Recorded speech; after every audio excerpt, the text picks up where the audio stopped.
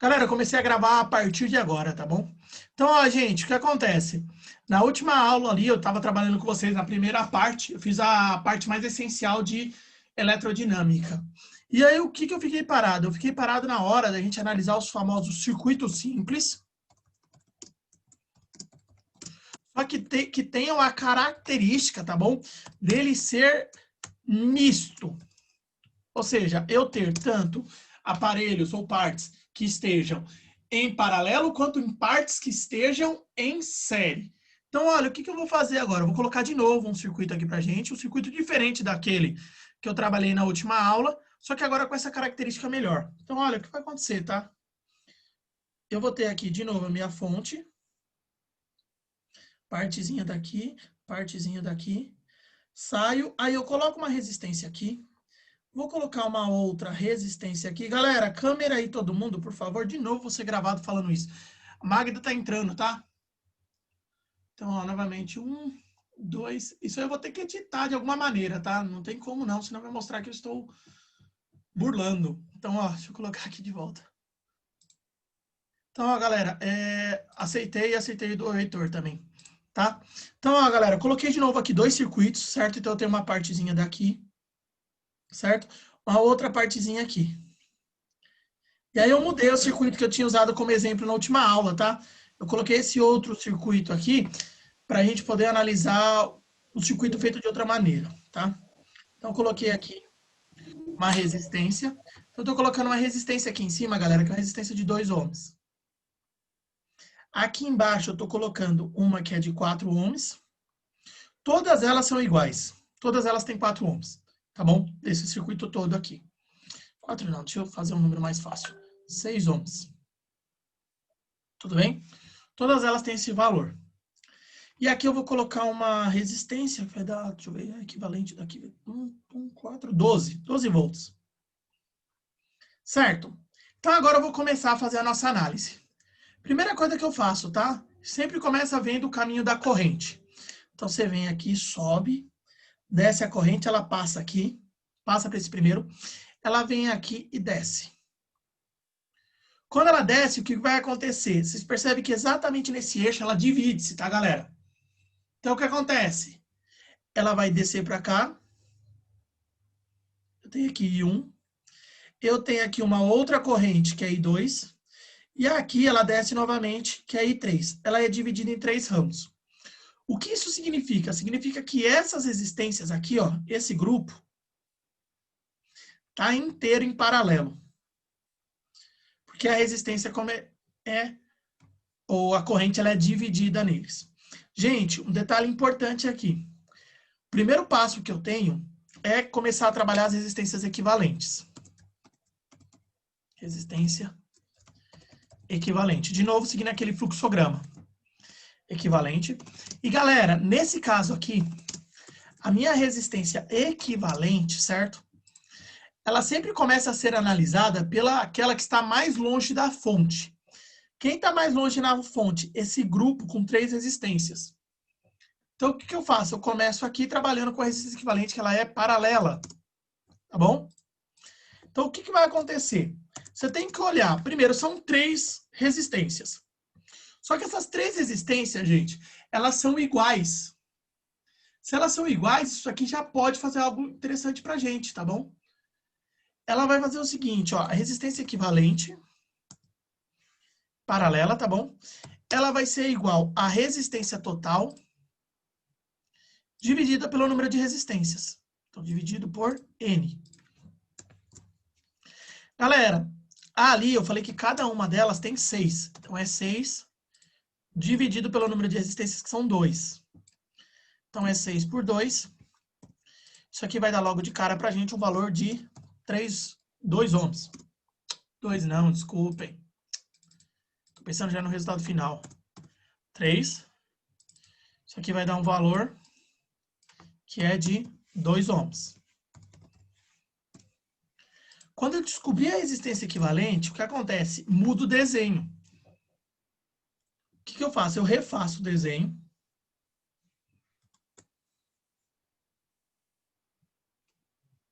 Ô, Rogério, Pode falar.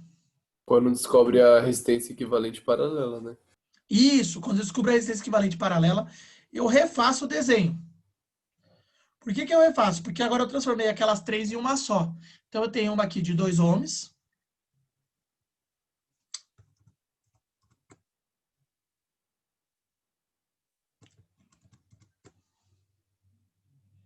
E eu tenho aqui, não sei porque eu coloquei 20. 2 ohms. E aqui eu tenho outra de 2 ohms também, que é a nova resistência que eu fiz. E agora, gente, eu vou para o próximo passo, que é fazer a resistência, só que agora é a resistência equivalente da série. Vocês conseguem enxergar, né, que está em série ali, né? Tem um caminho agora só para corrente. E o que acontece? Essa resistência da série agora, ela vai ser igual à soma. Então, ela é 2 mais 2. Então, isso aqui vai dar 4 ohms. Então, eu fiz a resistência equivalente da série. E como eu fiz a da série, agora não tem mais como mudar, já finalizou. É resistência total. Com a resistência total, eu trago para cá, certo? E aí eu vou para o próximo passo. O próximo passo é descobrir a corrente total. Galera, para descobrir a corrente total, eu vou usar a relação que R é igual a U dividido por I, mas eu vou focar em I. Então, I é igual a U dividido por R. E agora eu vou fazer que I é igual, o valor de U está lá, 12 volts, estava lá em cima, dividido pela resistência total, que é 4. Então, isso aqui está dando 12 dividido por 4 dá 3 ohms. 3 ohms não, 3 amperes.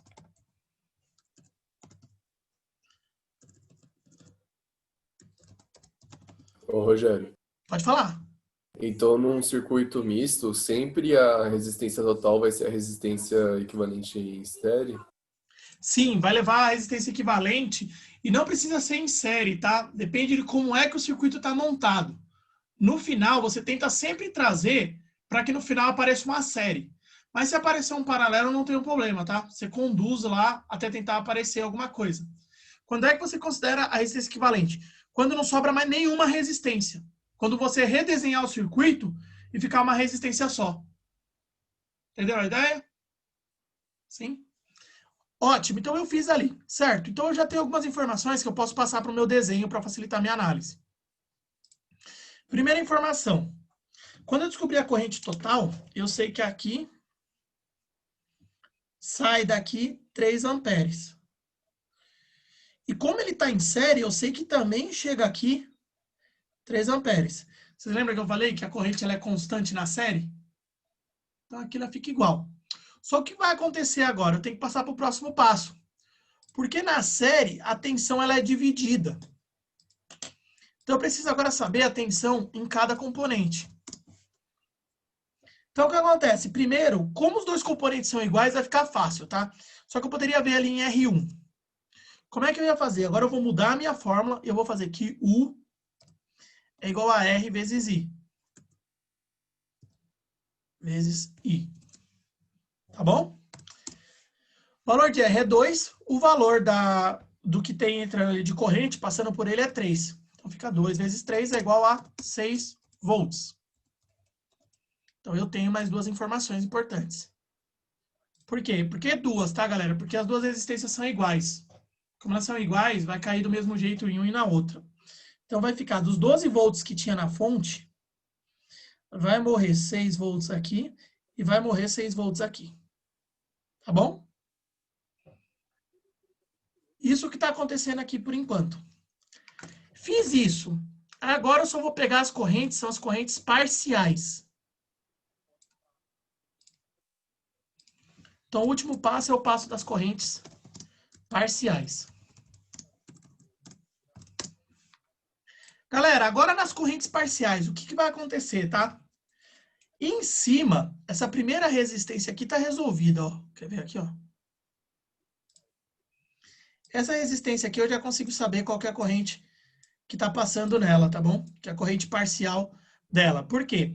Veio 3 amperes. Então, nela já fica 3 amperes. Porque ele passa por ele de boa ali. Então, em R1, você pode falar que é 3 amperes sem medo de ser feliz. Onde é que vai ficar a treta agora, tá? Deixa eu dar um enter aqui. A treta agora vem aqui, ó. Por quê? Porque a corrente aqui ela é dividida. Então, olha, agora eu vou dividir ali, essa corrente está chegando. Chega aqui em cima os 3 amperes normal, só que agora eu consigo tirar. Galera, a primeira coisa que a gente vai ter que perceber aqui, tá? Nessas resistências. Eu vou calcular quanto que desce ali de corrente nele. Então, vai ficar aqui I1. Vai ser igual a tensão 1, que está ali no primeiro resistor, qualquer um desses 3, tá? Dividido pela resistência dele. Resistência 1. Então, como é que vai ficar? Eu fiz certo? Fiz certo. Então, vai ficar agora. Valor da tensão que chega ali. Eu já calculei que a tensão que chega ali é de 6 volts. Certo? Dividido pelos 6 ohms que tem cada uma delas. Então, aqui, ó, é 6 também. Cada uma dessas daqui. Então, vai ficar 6 dividido por 6 dá... Vai ser igual a 1 ampere. Que faz todo sentido. Por quê? Cai 1 ampere em cada um desses ramos. Então, 1 ampere. Então, em cada um deles cai 1 ampere. Quando eles voltam aqui, eles se encontram e viram aqueles 3 de novo. Então, cada um deles cai 1 ampere. Tá bom? Ô, Rogério, você não pode dividir 3 por 3? Sim, já poderia fazer isso. Tá, ok.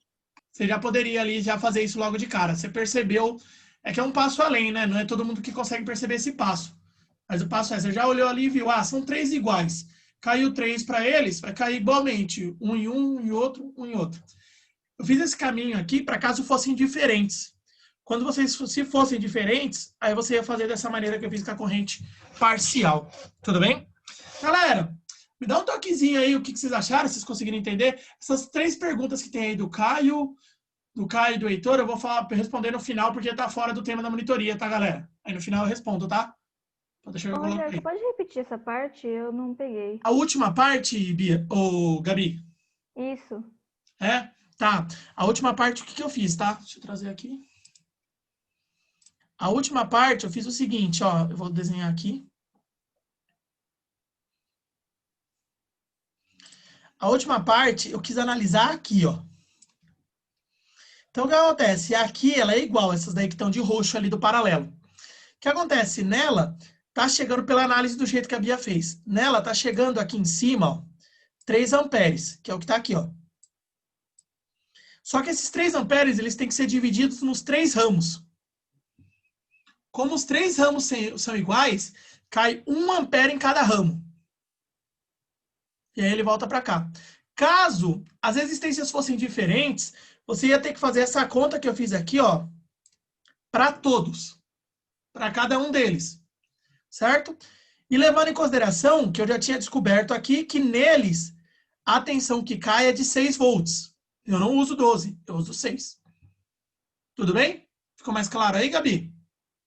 Sim? Se fizer daquele jeito de usar o 3 ampere lá, fica mais fácil, não fica? Fica mais fácil. Se as resistências forem iguais, fica mais fácil. O que acontece, galera? Esse tipo de exercício, ele é uma constante no Enem e nos vestibulares, tá bom? Em física, se eu posso falar para vocês, se eu tenho certeza que um exercício vai cair, é isso aqui. No ano passado, caiu um exercício disso que falava de uma televisão onde tinha 5 lâmpadas. E aí ele perguntava para você quantas lâmpadas poderiam ser acesas sem queimar a televisão. E aí você tinha que fazer essa análise ponto a ponto, tá? Exercício do ano passado. Então cai a rodo. Por isso que eu chamo bastante atenção. Galera, ó, o jeito de trabalhar com circuitos é assim. Começa resistência equivalente, faz ela, faz a corrente, depois faz as tensões, depois faz a corrente parcial.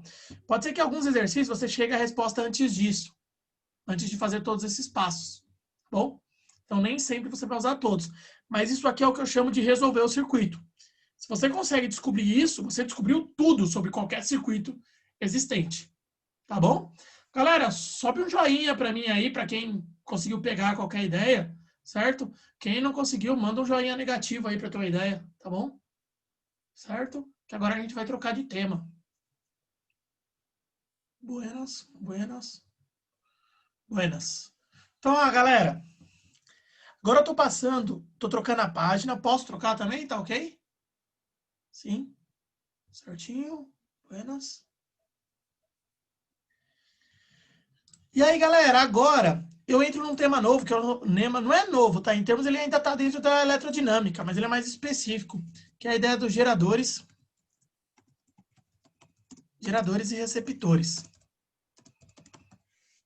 Então, ó, primeiro, para diferenciar cada um deles, tá? Gente, um gerador, ele vai ser um aparelho que ele tem como função transformar energia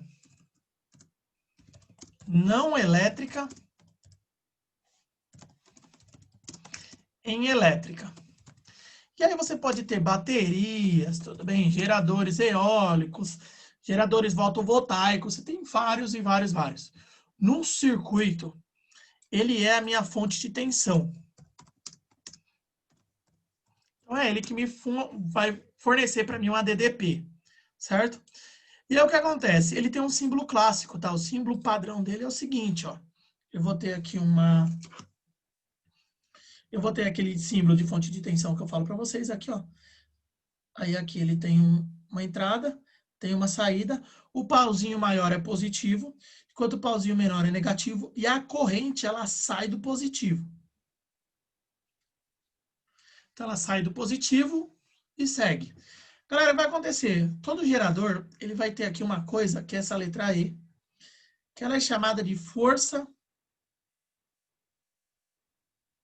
eletromotriz.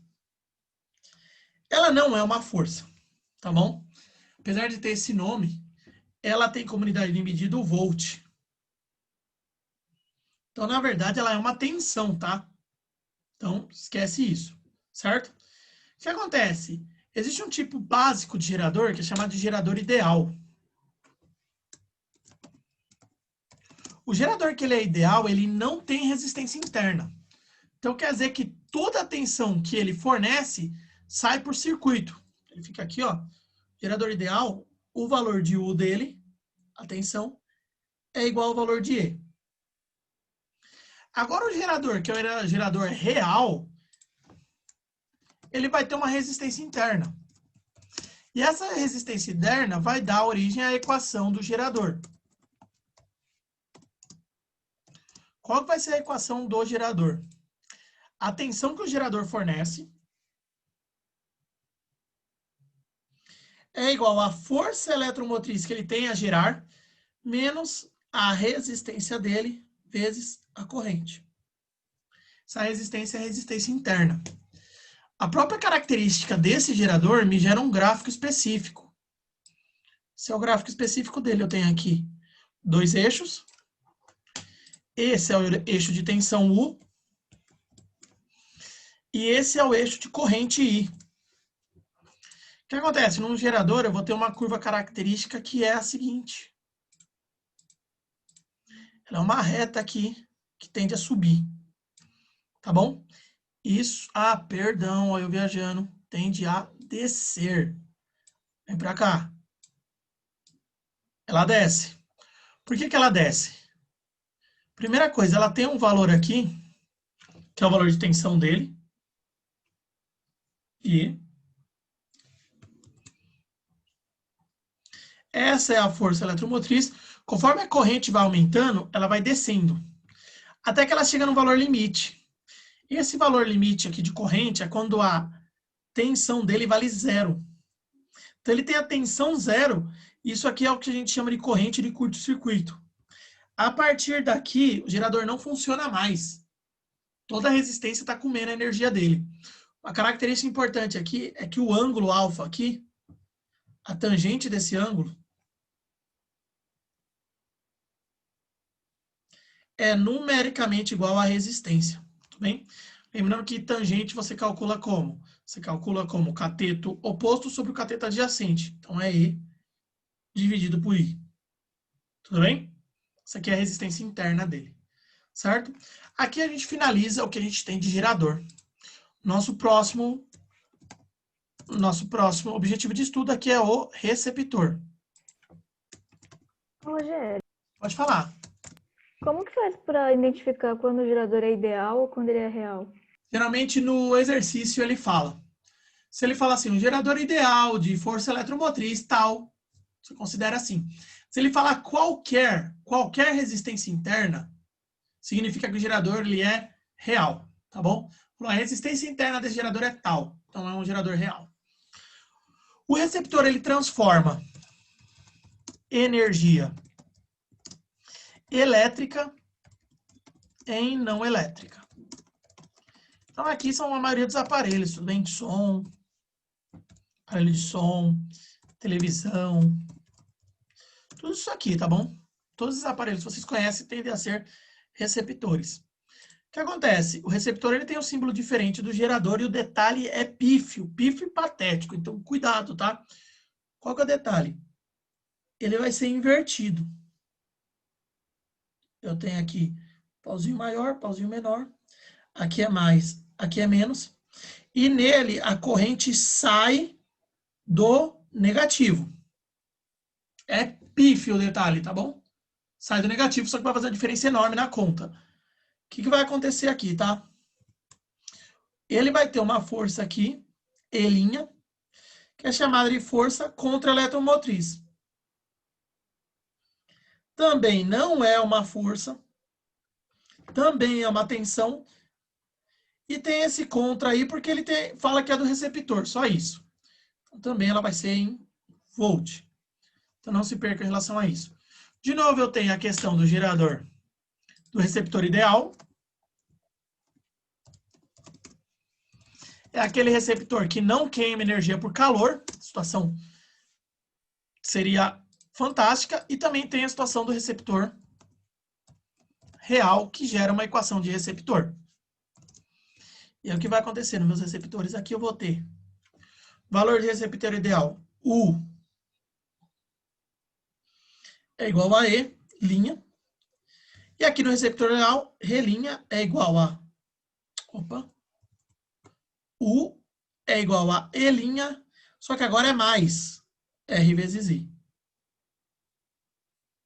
Essa é a única diferença, aparece ali um mais.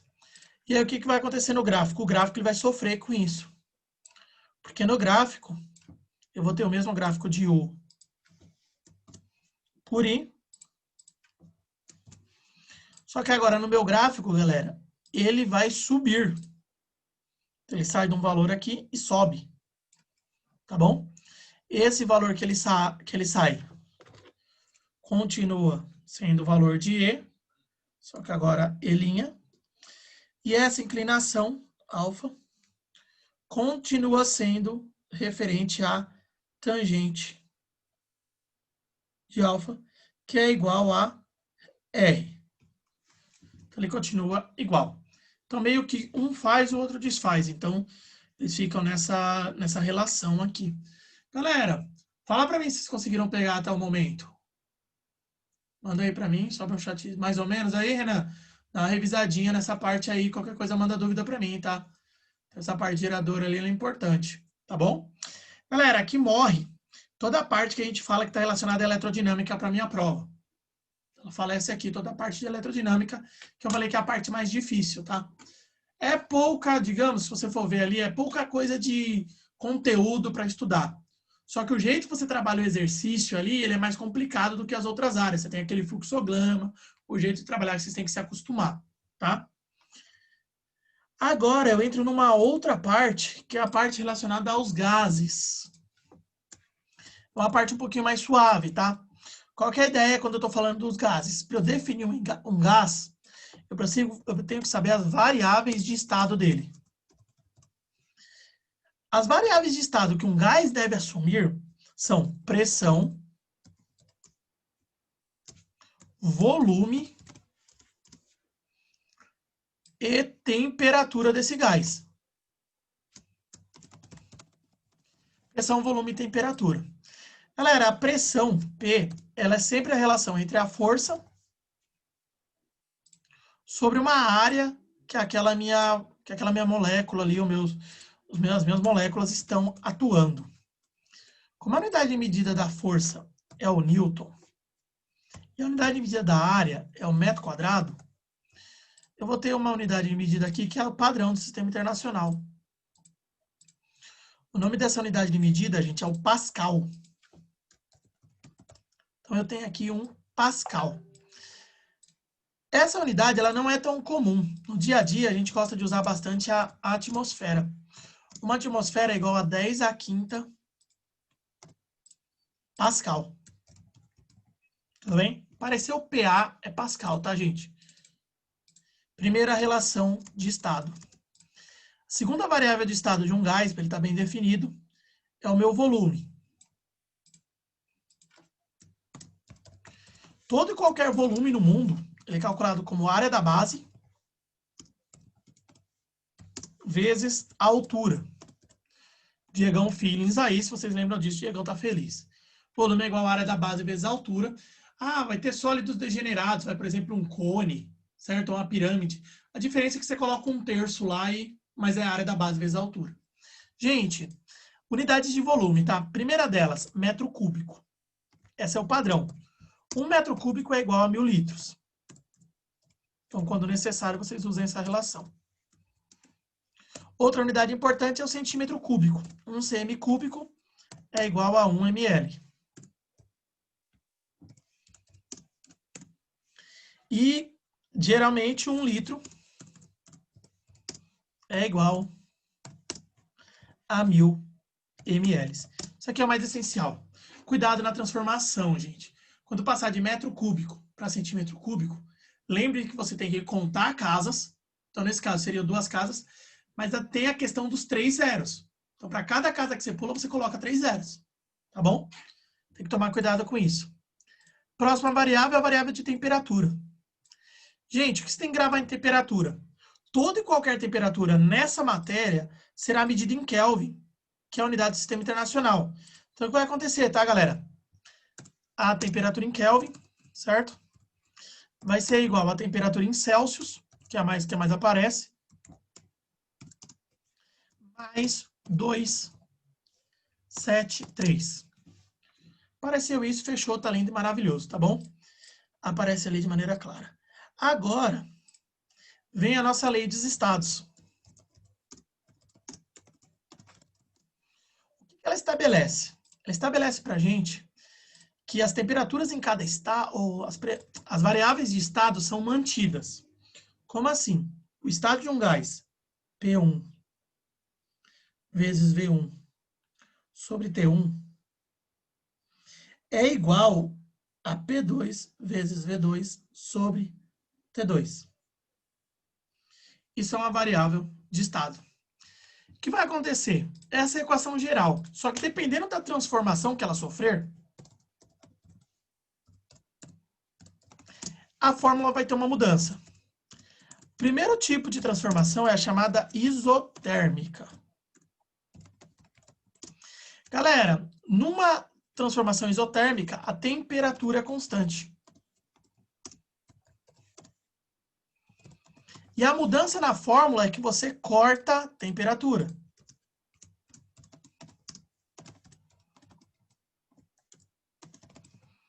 Corta a temperatura. Na transformação que nós chamamos de isobárica, eu tenho pressão constante. E o que corta é pressão. Então, corta pressão na fórmula.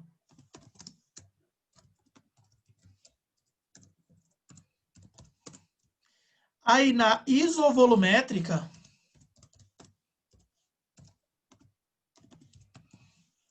eu tenho ali a que é volume constante. E o que muda é que você corta volume.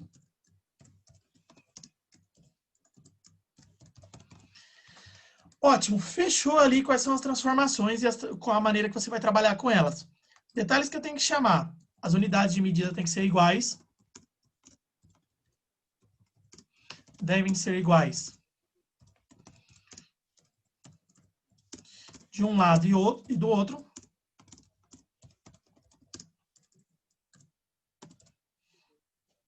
E a temperatura sempre em Kelvin.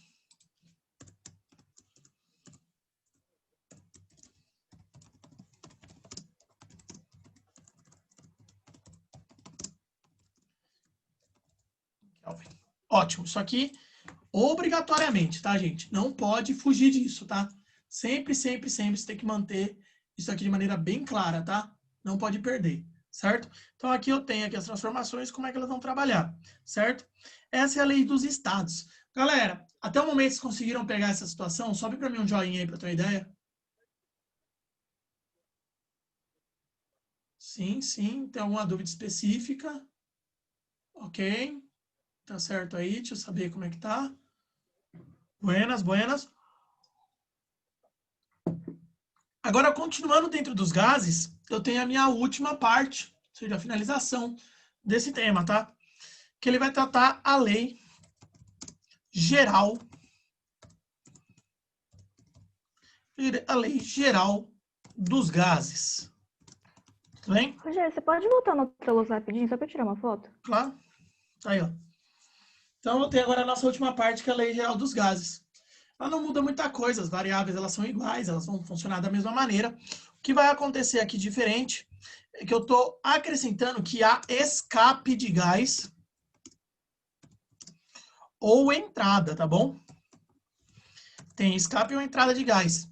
Como ele tem escape ou entrada de gás, entra aqui uma característica importante, que é a quantidade de matéria desse gás. Esse N aqui, conhecido de vocês, é conhecido como número de mols. Ele vai ser calculado como a massa do gás sobre a massa molar, que é retirada da tabela periódica. Isso aqui, deixa eu colocar esse N aqui, é o número de mols. Como eu expliquei para vocês, o número de mols, tudo bem? Ele fala para você qual que é a massa presente numa quantidade de 6 vezes 10 a 23 átomos daquele gás. Isso dá origem à massa molar daquele gás. Por exemplo, quando eu falo do carbono, se eu pegar 6 vezes 10 a 23 átomos de carbono, eu tenho 1 mol de carbono. Essa é a ideia principal. Isso dá origem à nossa fórmula. Nossa belíssima fórmula aqui, ó. PV igual a nRT. Significa nada mais, nada menos do que Paulo e Miguel Vitor não recusam tarados. Tudo bem? Então, o que vai acontecer? P de pressão, V de volume, o N de número de mols e o T de temperatura. Mas, não podemos esquecer que esse R vai ter vários valores. Os valores desse R é o que determina as minhas unidades de medida. Então, se o R for 0,082 atm vezes litro, dividido por mol vezes Kelvin, eu estabeleço que as unidades de medida têm que ser em atm para pressão, litro para volume, Kelvin para temperatura. Se o valor dado for de 8,31 joule por mol por Kelvin, eu estabeleço aos senhores que as unidades de medida aqui serão